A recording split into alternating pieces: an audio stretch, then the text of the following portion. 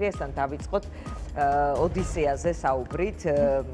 ფილმი შეიძლება ახალ გამოსულია პრემიერა, მე ნახე მაგალითად, მაგრამ ჯერ ადრეა იმისთვის რომ ნახოთ, მაგრამ ოდისევსის ისტორია და ზოგადად ოდისეაზე ლაპარაკი შეგვიძლია, რამდენად შეიძლება იქ ქართული პოლიტიკის ანალოგები დავინახოთ. მოგესალმებით, სამწუხაროდ მე არ მინახავს, ვერ მოვასწარი ნახვა, მაგრამ ზოგადად ძალიან საინტერესოა ხოლმე, როდესაც კლასიკა იქცევა თანამედროვე საშუალებით შესაძლებლობას გვაძლევს, რომ გავიხსენოთ უკვდავი კლასიკოსები, ასე ვთქვათ. ბევრი მიმოხილვა წავიკითხე ამასთან დაკავშირებით და ინტერესი მაქვს, რა თქმა უნდა, ძალიან დიდი. თავისთავად ის, რომ იწევს ამდენ კამათს, ეს უკვე საინტერესოა და იმედი მაქვს, რომ უახლოეს ხანში მოვახერხებ ნახვას. დიდი ინტერპრეტაციის მიუხედავად ეს კარგა მთავარი რაც არის ახლა არის თქვენთვის განსაკუთრებით ნაცნობი.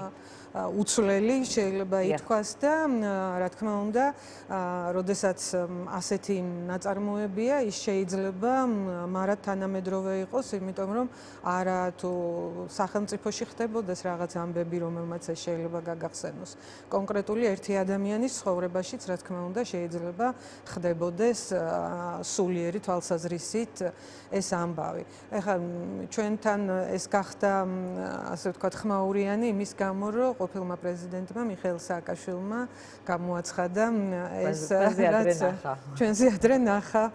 მე საერთოდ მივესალმებოდი, რომ პატიმრებს ჰქონდეთ შესაძლებლობა, რომ ფილმებს ნახულობდნენ უპრობლემოდ და არ ჭირდებოდეთ ამისთვის რაღაცა მანიპულაცია და ბევრად უფრო მეტი შესაძლებლობა იყოს იმისა, რომ ადამიანმა წიგნებს კი არ უთვლიდნენ მაგალითად და რაღაცა რეგლამენტირებული კი არ იყოს წიგნების შეტანა, არამედ ფართოდ იყოს ხელმისაწვდომი ეს ყველაფერი, იმიტომ რომ ეს ყველა სჭირდება. პენელოპა როგორც რაღაც მართვის სადავეები, ოპოზიციონერები როგორც ვთქვათ აბეზარი თავხედის ასიძოები, რომლებიც რაღაც უსაქმური სასიძოები მისი გულის დასაპყრობად და ამ დროს ბრუნდება ოდისევსი ხო, არ ვიცი ხა ასე წარმოადგინა, მე თქვა რომ ვიხუმრეო, მაგრამ ნუ ის ასე ხედავს მის სარკასტულად თქვა, ეხლა მე გამიჭირდება რომ სერიოზულად დავიწყო ამის განხილვა და რაღაცა კონკრეტულად ერთი ადამიანის ბედს დაუკავშირო, მაგრამ ოდისევსის მოგზაურობა არის მარადი მოგზაურობის თემა, მარად სამშობლოში დაბრუნების თემა და ამ შემთხვევაში ვის რა სახელს დავარქმევთ, ან ადამიანი სად წარმოიდგენს საკუთარ თავს, ეს უკვე პერსონალურ აღქმებზეა დაკავშირებული. ცოტა გამიკვირდა, რომ ოპოზიციონერების მიმართ ქონდა ასეთი დამოკიდებულება და არა ვთქვათ ხელისუფლების წარმომადგენელთა მიმართ. რავი, ახლა არ ღირს ალბათ ამის. როგორც ოპოზიციონერებს განიხილავს თავარ წინაღობად, რომლებიც ეს თქო პენელოპას ის უფრო შეესაბამება და ეს თავხედი როგორც თქვენ ამბობთ სასიძოები და მუდმივად მეკუთვნის ხელისუფლებაში ყოფნა ეს დამოკიდებულება გამოსჭივის, თუმცა ყველაფერს რომ თავი დავანებოთ, მას ტელემაქეც კი აღარ ელოდება, იმიტომ რომ საკუთარ პარტიაში ძალიან რთული მდგომარეობაა და მარტო ესე როგორ წარმოუდგენია. ტელემაქე ვინ არის მის პარტიაში, ეს კიდე ვინ შეიძლება იყოს, ხო, ბევრი მიმართულებით შეიძლება გავიგო. კი ბატონო, წარმატება ვუსურვოთ მის პარტიაში და ნამდვილად წარმატებას ვილაპარაკოთ. საქართველოს სჭირდება ძლიერი პარტიები, საქართველოს სჭირდება ხალხზე ორიენტირებული პოლიტიკური ძალები და მე ოპოზიციურ ძალებს უსურვებ ამ თვალსაზრისით გაძლიერებას. კი ბატონო, რამდენად მე შესავალში ვახსენე ეს თემა, რომელიც არის ახლა მუსირებს, რომ ოპოზიცია რაღაცნაირად ერთიანად ჩამოყალიბდეს, როგორ არჩევნებში მიიღებს მონაწილეობას. თქვენი აზრით, რამდენად ჩაერთვება ლელო ამ პროცესში? მე არ ვიცი, არის თუ არა რამე კულისები აქვს თუ არა ამ მოძრაობას, მაგრამ საჯარო განცხადებები შევკრიბე ამ თემაზე. ხო, იცით, ერთგვარი 2024 წლის მერე, როდესაც პარლამენტის ბოიკოტი შედგა. Რაღაცნაირად ბოიკოტის თემა დარჩა ყველაზე აქტუალურ თემად ქართულ რეალობაში და ამას ხან დაუკავშირდა ლეგიტიმაცია, არალეგიტიმურობის თემა, ხან ამას რაღაცა ეხაც მოვისმინე თქვენს ტექსტებში, რომ ვიღაც ამბობს, რომ აი მოუნდებათ თუ არა მათ რუსულ სპეცოპერაციაში მონაწილეობა. ერთი არჩევნები მათ უკვე მონათლეს რუსულ სპეცოპერაციას და გამოტოვეს და ძალიან ცუდია ასეთი სახელდება, იმიტომ რომ იმ დღეს 4 ოქტომბერს კიდე სხვა რაღაც მოვლენაც მოხდა, რომელიც ამ ბოიკოტმა განაპირობა დიდწილად, იმიტომ რომ თუ არ მონაწილეობ არჩევნებში რამე სხვას აკეთებ და ის რამე სხვა აღმოჩნდა 4 ოქტომბერი, რომელსაც ძალიან ბევრი დაპატიმრებული ადამიანი მოყვათან და მე არ მგონია რომ ვინმეს დიდი ხალისით ამაზე პასუხისმგებლობა აეღო. სამწუხაროდ ეს რეალობა არის. დღესაც რაღაცნაირად თითქოს ერთი პერიოდი, ეს ალბათ უნგრეთის არჩევნებმა განაპირობა, მადიარმა განაპირობა, შეიძლება ჩვენი პოზიციის სიცხადემ განაპირობა, რომ უფრო მეტად წამოიწია ამ თემამ წინა პლანზე, რომ არჩევნებზე დაიწყო ლაპარაკი. პირდაპირ იმას აღარ ამბობენ, რომ რა არჩევნები და როგორ შეიძლება ამ არჩევნებში მონაწილეობის მიღება, მაგრამ შემოვლითი გზით მაინც იგივე ისმის რეალურად, იმიტომ რომ თუ ჩვენ ვამბობთ, რომ სუპერ სამართლიანი არჩევნების გარდა არც ერთ არჩევნებში არ მონაწილეობთ, მაშინ ეს იმას ნიშნავს, რომ ჩვენ ისევ ბოიკოტის გზას ვადგავართ. ბევრი შეკითხვა თქვენ ზურას შეკითხვები ის ნაწილი ამოიკითხეთ, ჟურნალისტები სვამენ ამ შეკითხვას. ამ ყველა შეკითხვის პასუხად დავსვამ ერთ შეკითხვას, შეიძლება ითქვას, რომ უბრალოდ წარმოვიდგინოთ, ჩვენ ამდენი ხნის განმავლობაში ვითხოვდით სამართლიან ვადამდელ არჩევნებს, სადაც უფრო მეტად იქნებოდა ხალხის ნება გამოხატული, ვიდრე ეს დაფიქსირდა 2024 წლის არჩევნებში. ეხლა უკვე ისეთ რეალობაში ვართ, 2 წელი გავიდა ამასობაში და კალენდარული არჩევნებიც მოახლოვდა. ვადამდელი იქნება თუ კალენდარული არჩევნები, საპარლამენტო არჩევნები. გზნობს ალბათ ყველა პოლიტიკური პარტია, რომ რაღაცნაირად არჩევნები არის. ეს არჩევნები იქნება ვადამდელი და ხელისუფლება ასე გაზომავს, რომ მას ვადამდელი უფრო აწყობს თუ კალენდარული არჩევნები უფრო აწყობს, ბუნებრივია საკუთარი ინტერესიდან ამოვა, მაგრამ ერთი წამით წარმოვიდგინოთ, რომ ოპოზიცია არც ვადამდელ და არც კალენდარულ საპარლამენტო არჩევნებში არ მონაწილეობს, რა ზიანს აყენებს ეს ამით ქართულ ოცნებას? აყენებს რამე ზიანს? აქ შეგვიძლია ჩვენ რაიმე არალეგიტიმურობის თემაზე ვილაპარაკოთ? არალეგიტიმურობის თემა ძალიან ძლიერი თემა იყო მაშინ, როდესაც ოპოზიცია შევიდა არჩევნებში, ოპოზიციამ მოიპოვა 61 და ოპოზიციას ჰქონდა რეალური აღქმა და ძალიან ბევრი ფაქტი იმისა, რომ ბევრად უფრო მეტი მანდატი უნდა მოეპოვებინა და ამ 61 მანდატის მქონე ოპოზიციამ უარი თქვა პარლამენტში შესვლაზე. ეს იყო ნამდვილად შეიძლება ითქვას საფუძვლიანი აქტი, რომელმაც ხელისუფლებას ბევრი პრობლემა გაუჩინა. მაგრამ ხვალ და ზედ თუ ოპოზიციის დიდი ნაწილი არ მიიღებს არჩევნებში მონაწილეობას. ეს ყველაფერი ბიძინა ივანიშვილის წისქვილზე დაასხამს წყალს თუ ოპოზიციის წისქვილზე დაასხამს. მე ერთმნიშვნელოვნად შემიძლია ვთქვა, რომ ბიძინა ივანიშვილი დარდით თავს არ მოიკლავს, რომ ოპოზიციამ არჩევნებში მონაწილეობა არ მიიღოს. პირიქით, ის ყველას ეტყვის, რომ აი ესენი არ მონაწილეობენ, ესენი დესტრუქციული ხალხი არიან და რა ვქნათ.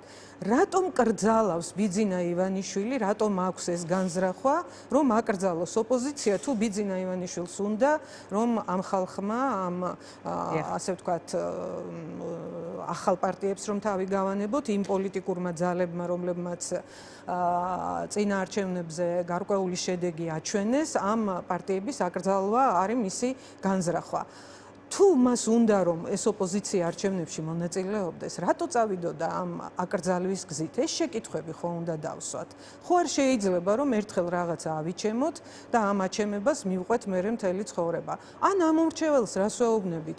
2 წელი გავიდა, ვთქვათ კიდე 2 წელი გავიდა და ამ მომრჩეველს ვეუბნებით, იცი რა, ჩვენ ველოდებით უკეთეს არჩევნებს. უკეთეს არჩევნებს რა თქმა უნდა ველოდებით, რა თქმა უნდა ყველაფერი უნდა გავაკეთოთ. გაცხადებული პოზიციის მიღმა რომ აუცილებლად გინდათ და მიდიხართ არჩევნებზე, შეიძლება თუ არა რაღაც ამ კონსულტაციების ან ამ ბრძოლის ნაწილადაც იყოს. თუ ამით არ გინდათ რაღაც მოლოდინი გააჩინოთ. მოტყუება და ფუჭი მოლოდინის გაჩენა არ გვინდა. თუ ეს პროცესი იმას ემსახურება, რომ მე საბოლოო ჯამში ჩვენ უნდა ვთქვათ, რომ არა, ასეთ პირობებში არ ვიღებთ არჩევნებში მონაწილეობას. ეს გონია ძალიან დიდი შეცდომა და ამ შეცდომაში ჩვენ არ გვინდა რომ შევიდეთ, თორემ ისე კონსულტაციებს არაფერი წინ არ უდგას, ლაპარაკს არაფერი წინ არ უდგას, ჩვენ არავის მტრად არ მივიჩნევთ ოპოზიციაში, არ მივიჩნევთ რაღაცა გაყიდულებად და სპეცოპერაციაში მონაწილეებად, თუმცა მათგან ძალიან ბევრჯერ მივიღეთ ასეთი რამ და მე ვფიქრობ ამ გადასახედიდან მაინც ცოტა უფრო მეტად რა უნდა იყოს კოლეგიალურები ჯობია იყვნენ ვიდრე რა უნდა იყოს ახლა საკითხი რის გამო და იყოს კონცენტრირებული ოპოზიციაც კრიტიკული საზოგადოებას დაასრულეთ და მე მივიღეთ ერთ რამეს ვიტყვი კიდევ რომ საარჩევნო თემატიკაზე მე რაც თავი მახსოვს და დიდი ხანია ქართულ პოლიტიკაში ვარ და სულ ამ საარჩევნო გარემოს გაუმჯობესებაზე მიდის ლაპარაკი ყველა ხელისუფლების პირობებში და ვერც ერთი ხელისუფლების პირობებში ვერ მივახციეთ კარდინალურ გაუმჯობესებას, ხომ? ვერც ერთი. და სათითაოდ შემიძლია ჩამოვთვალო ეს ყველაფერი, რომელ ცუდ ამბავს არჩევნო სისტემის შეცვლა ერთადერთი იყო, რომელსაც შეიძლება ითქვას დასჭირდა ყველაფერი მანამდე შიმშილობები, პროტესტი ქუჩაში, პროტესტი პარლამენტში, აქტიური ჩართულობა და მერე ხო აი დიდი პროტესტის ფონზე მოხდა ამის ასე ვთქვათ მიღება, მაგრამ საკუთრივ საარჩევნო თემებზე მე რამდენჯერაც მახსოვს არც წინა ხელისუფლების პირობებში, არც იმის წინა ხელისუფლების პირობებში პროტესტი არ გამოდის, პროტესტი მხოლოდ პარტიულ ჩარჩოში იკეტება, იმიტომ რომ საზოგადოება მაინც და მაინც ცხადად ვერ ხვდება, რას ვითხოვთ ხოლმე ჩვენ, როდესაც აი რაღაცა სამართლიან გარემოზე ვლაპარაკობთ და რაც მთავარია, ჩვენ ყველანი ისე გავერთეთ აი ამ ერთმანეთთან ლაპარაკით მართლაც ამ თემებზე, რომ აბსოლუტურად გვერდზე დაგვრჩა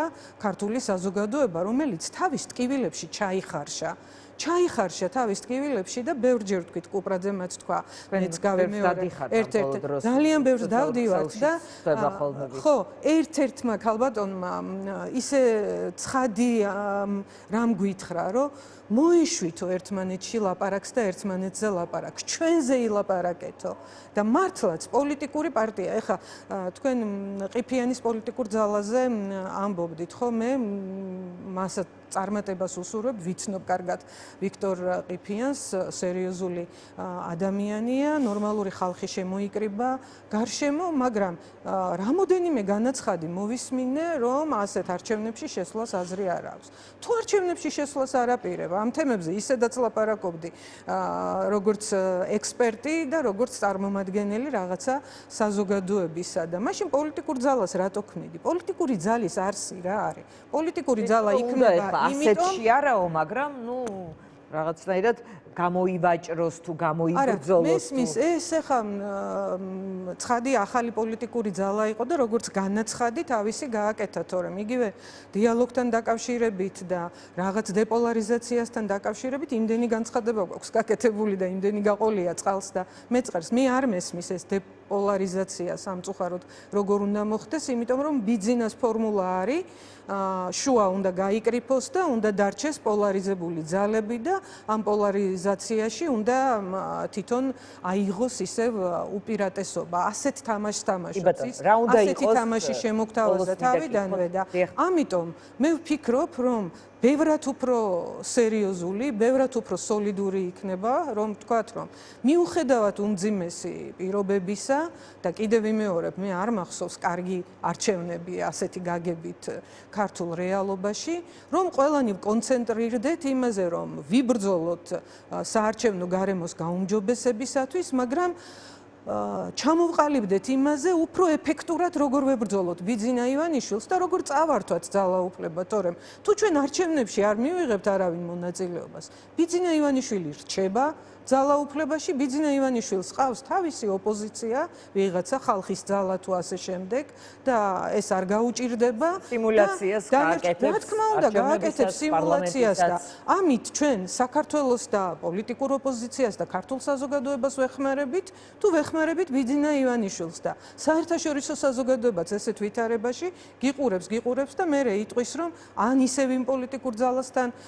დავიწყებ რაღაც გადატვირთვის ან ნორმალიზების პროცესს, თორემ ჩვენ ესე ვინ დაგველოდება 2 წელი, 3 წელი, 4 წელი, 10 წელი, რა ვიცი, წარმოუდგენელი. კი ბატონო, რის ირგვლივ უნდა იყოს მე არა თქვენ ოპოზიციური პოლიტიკური სპექტრი კონცენტრირებული.